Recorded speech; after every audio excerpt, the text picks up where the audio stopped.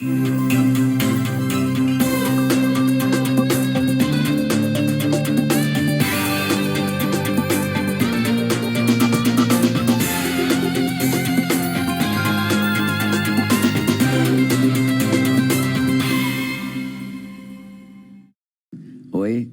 o Sem Censura está começando agora. Hoje é Dia Mundial Sem Tabaco. A Organização Mundial de Saúde estima que no mundo anualmente 6 milhões de pessoas morrem vítimas de doenças causadas pelo tabaco. É sobre o consumo do fumo e as consequências prejudiciais para a saúde que nós vamos conversar com o pneumologista Alexandre Milagres.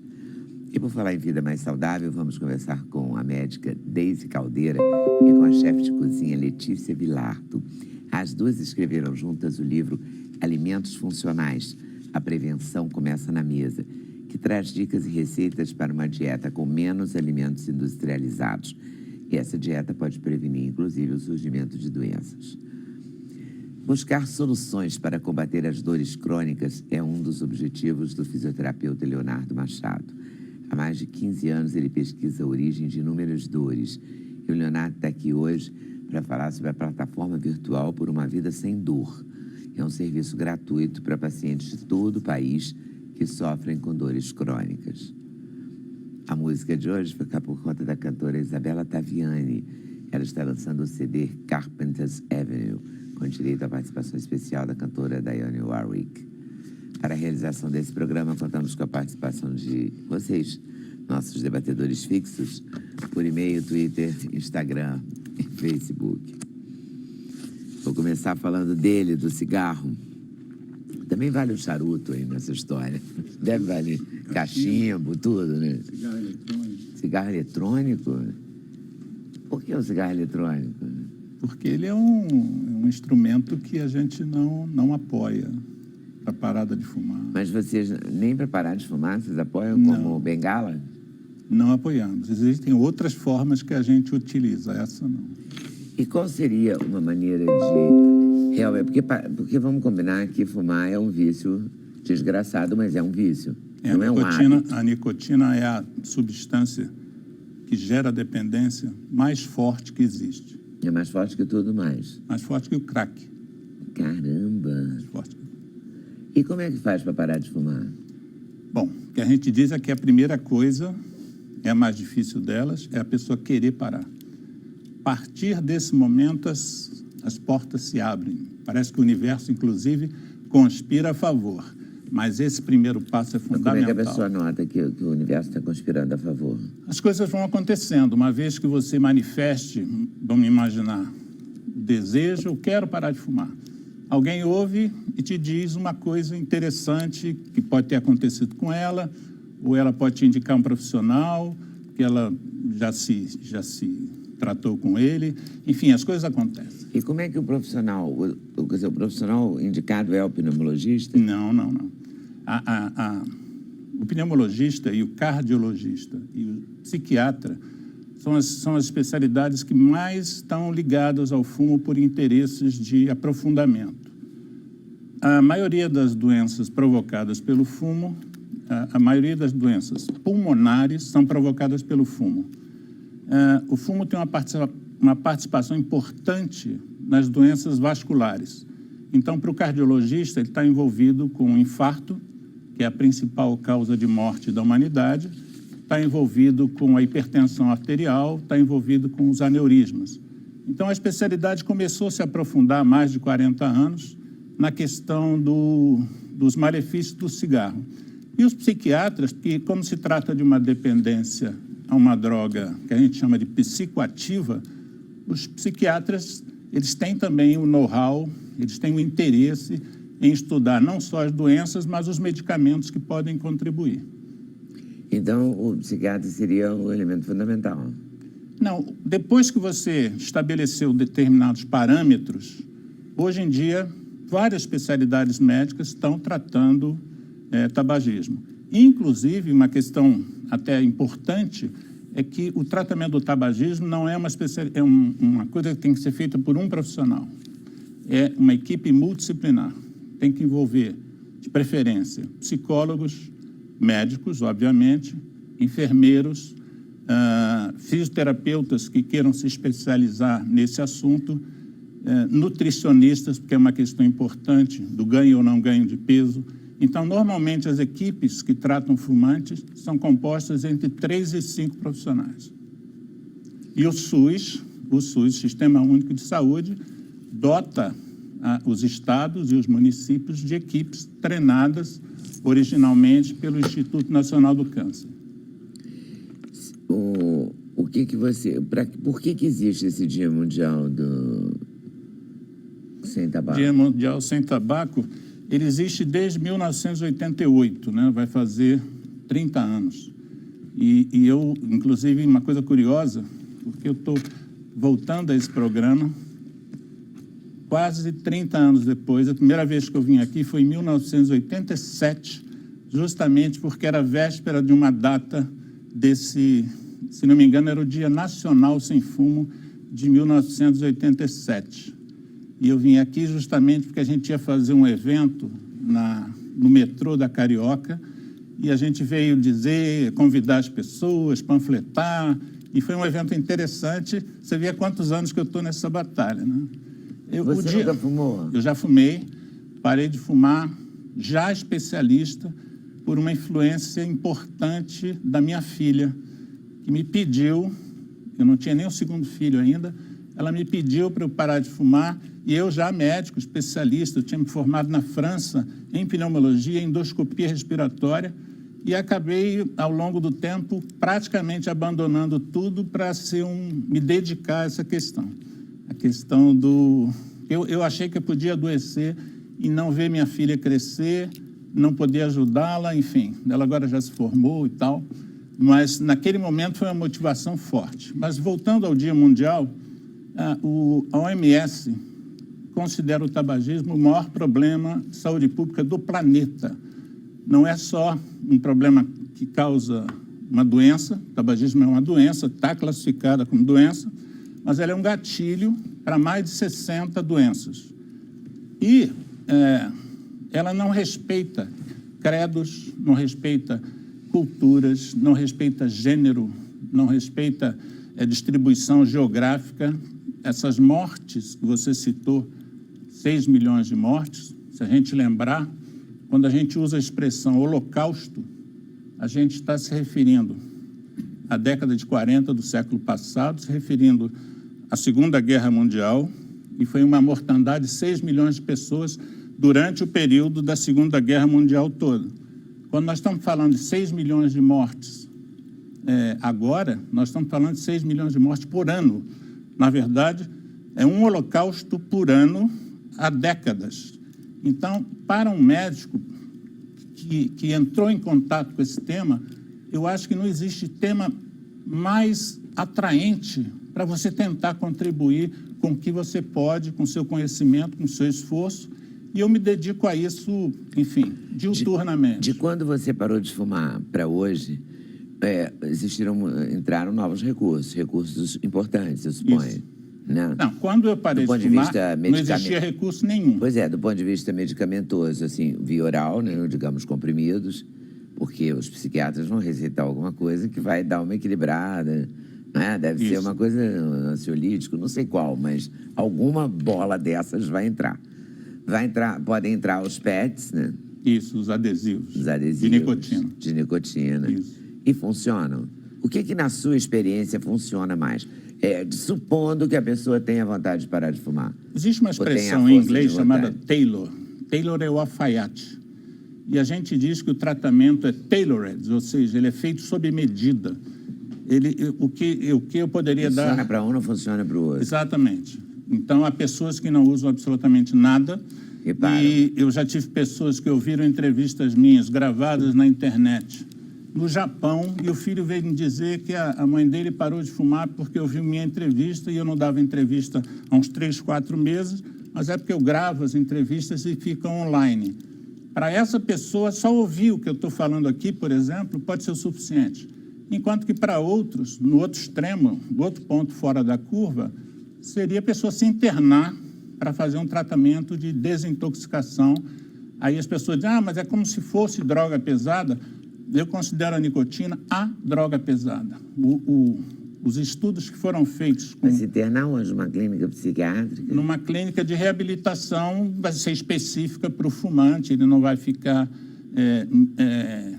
imerso com outras dependências, mas às vezes até sim, porque o processo é meio semelhante. Quando a gente analisa não só por que a pessoa tem dificuldade de fumar, mas também de parar de fumar, mas também por que ela começou a fumar, a gente vai ver que há semelhanças. Por que o indivíduo começou a fumar maconha, começou a usar cocaína, começou a fumar, começou a usar crack? Se você aprofunda, você vai ver que as bases são muito parecidas. E, às vezes, essas clínicas de reabilitação, é importante até que você tenha dependências diferentes. Mas deve ter um meio termo, né? Tem um meio termo. O meio termo, então, pode ser apenas um aconselhamento rápido, um aconselhamento pode ser uma clínica da família. Seria a mais radical, né? Normalmente, mas aí nesse leque, ó, deve ter aqui no meio alguma coisa mais... Porque eu já ouvi relatos interessantíssimos de gente que passou a escovar o dente inúmeras vezes por dia e daí toda vez que eu estava fumava, eu escovava o dente. Isso é durante o tratamento. Durante a Tem fase várias de parar de dicas que a fumar. gente Já dá. escutei gente dizer que toma café. Tomava exatamente o cafezinho, vários cafés por dia, enquanto toda vez que tinha vontade de fumar. Já ouvi as coisas mais loucas. E gente que pegou em maço, amassei, joguei no lixeira e nunca mais. Não tem? Já ouviu a da dor? A da dor, da neuroassociação? Não. É uma técnica, não sei se você já tinha escutado. A pessoa tem uma sensação de prazer muito forte quando usa o cigarro.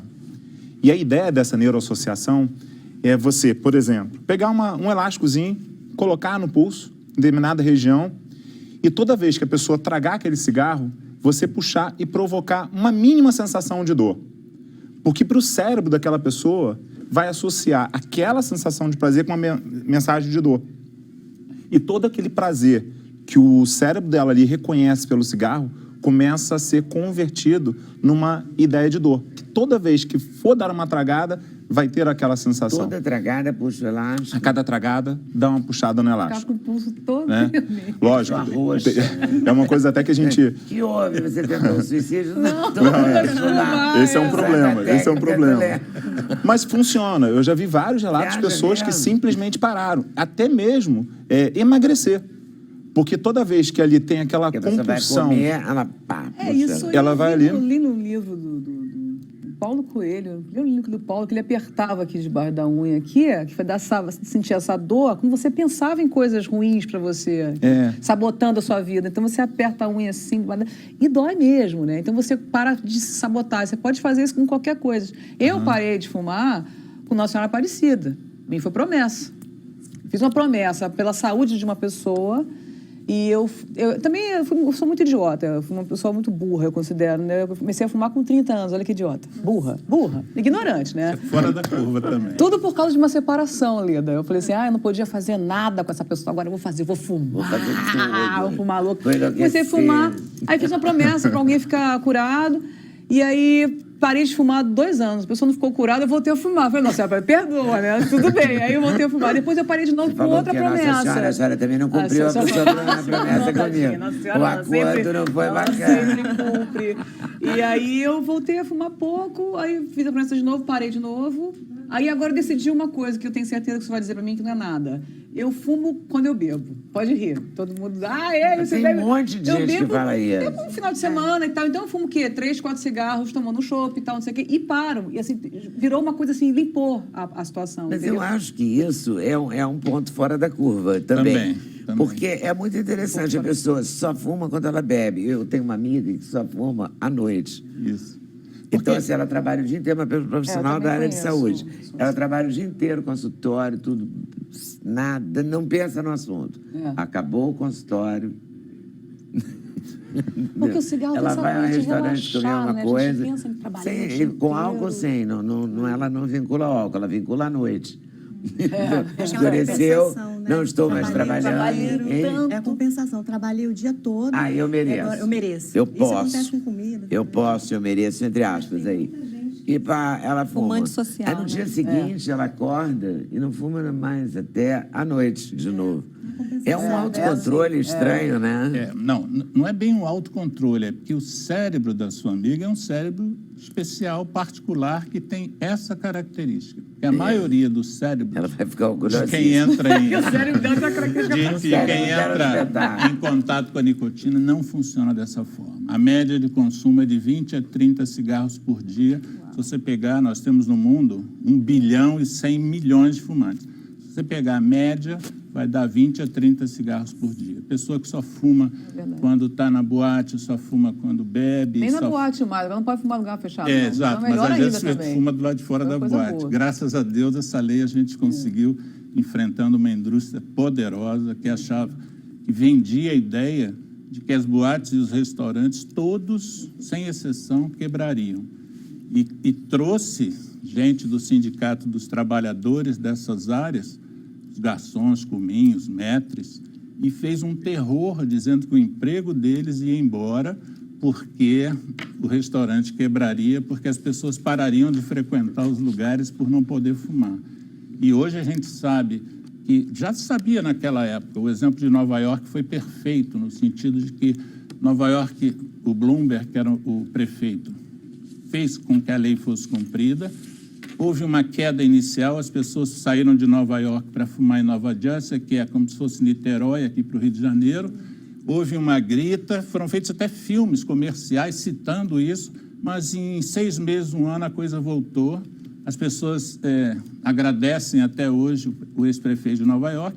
E os restaurantes, quem conhece Nova York sabe que os restaurantes bombam, as casas noturnas bombam, independente de você não poder fumar lá dentro. E é um argumento importante para as pessoas pararem de fumar. Quanto mais você dificulta o uso do cigarro, mais a pessoa tem tempo para pensar. E quando a gente fala em 6 milhões de mortes, já é um número impactante, né? Eu citei aqui que é um holocausto anual. Mas a Organização Mundial da Saúde diz que para cada morte nós temos 20 pacientes que adoecem gravemente pelo uso do tabaco. Então, se você multiplicar 6 milhões por 20, dá 120 milhões de pessoas que adoecem gravemente e que não tem esse impacto que a gente ouve quando a gente fala em mortalidade. Muitas vezes as pessoas ficam escondidas nos cantos das casas, com um AVC, com um diabetes que ela acabou constituindo por ser fumante, uma hipertensão que ela não consegue segurar, um infarto. A vida dela se transforma, mas ela não entra no rol da mortalidade. Então, eu, como ativista, eu não penso nos 6 milhões de mortes. Em primeiro lugar, eu considero que parar de fumar é você dar a mão para a vida. Se você me permite mostrar minha camiseta, aqui está escrito: dá para ser feliz sem fumar. É assim que eu penso quando eu vejo um paciente fumante que diz que não quer parar de fumar ou que não consegue. Eu transformo esse discurso dele num discurso de vida. Como é que a gente vai estar... É como se quando a gente vê alguém fumando, não, eu respeito ele fumar, não vou encher o saco dele. Imagine se um amigo de vocês pegasse na frente de vocês um pote com chumbinho e resolvesse, assim, preparasse um cálice de chumbinho e dizer: o meu prazer, eu vou tomar essa dose de chumbinho. Duvido que vocês vocês ficassem com escrúpulos de incomodar aquela pessoa. Que, na verdade, nós não temos a consciência que fumar é se envenenar. E quando é que as pessoas começam a fumar hoje em dia, então? A média é de 13 anos de idade. Por isso, a campanha do Dia Mundial Sem Fumo deste ano é tentando trabalhar a questão do maço de cigarro. Embalagens padronizadas para que todos os maços de cigarro sejam iguais. Mas não está escrito, não tem do outro lado do maço? Embalagem padronizada. Não, sim, mas como assim? O cigarro vai ser sempre assim? O maço. O maço? O maço, ele não vai ter... Ele vai ter cada um com o seu maço diferente. Os maços... Todos eles vão ter esse padrão. Os maços têm características. E nós vamos acabar com essas características das marcas. Essa é a ideia da lei. A Austrália já fez isso e já está colhendo os frutos dessa medida. Isso influencia principalmente crianças e adolescentes.